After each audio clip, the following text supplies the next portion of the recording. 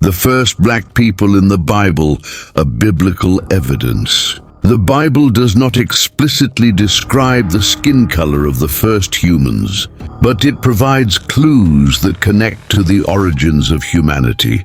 In regions historically inhabited by black populations, by exploring key scriptures, historical insights, and geographic evidence, we can uncover the story of the first black people. Humanity's creation. Genesis chapter 2 verse 7. Then Jehovah God formed the man out of dust from the ground and breathed into his nostrils the breath of life. And the man became a living person.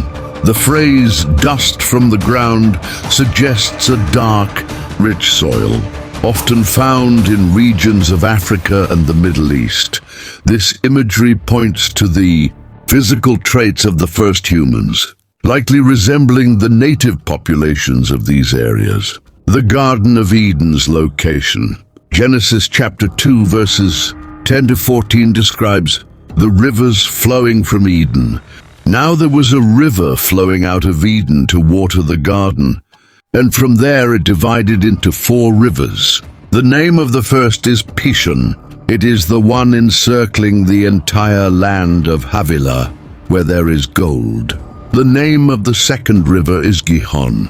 It is the one encircling the entire land of Cush. The land of Cush is historically associated with regions of Africa, particularly modern-day Ethiopia and Sudan. This suggests Eden was near or connected to African lands, linking the first humans to these regions. The descendants of Ham. Genesis chapter 10 verses 6-7. The sons of Ham were Cush, Mizraim, Put, and Canaan. The sons of Cush were Seba, Havilah, Sabta, Rama, and Sabteka. Ham's descendants, including Cush and Mizraim, are connected to Africa.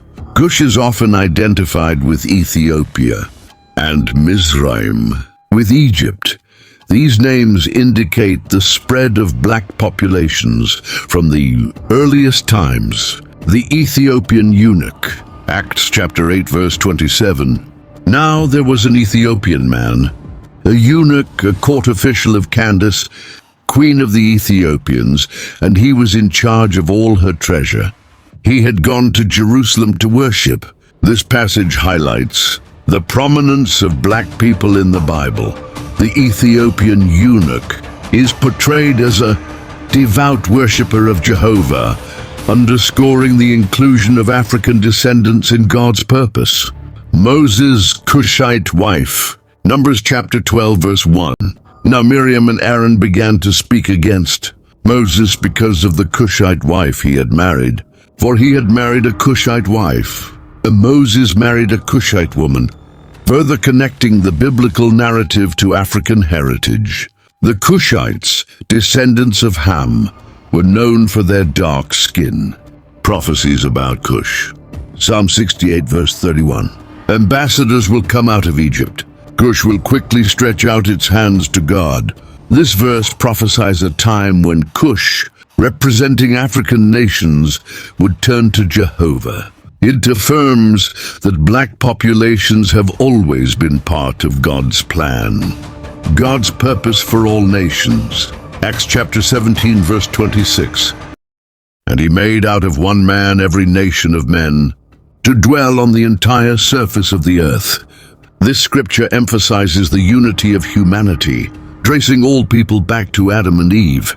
It reinforces the idea that race and ethnicity do not separate us in God's eyes.